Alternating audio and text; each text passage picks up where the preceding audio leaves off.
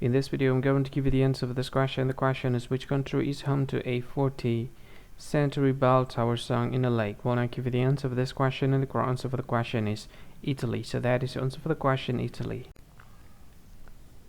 Hi, thank you so much for watching this video.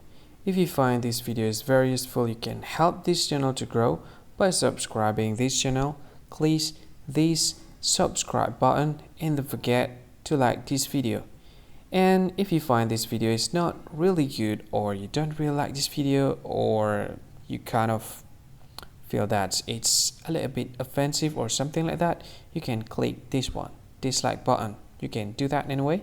And if you want to share this video with your friend, you can share it by clicking this share button, and you can share it to any social media that you wish that is currently available at this time, like Facebook, Twitter, LinkedIn, and many others, right?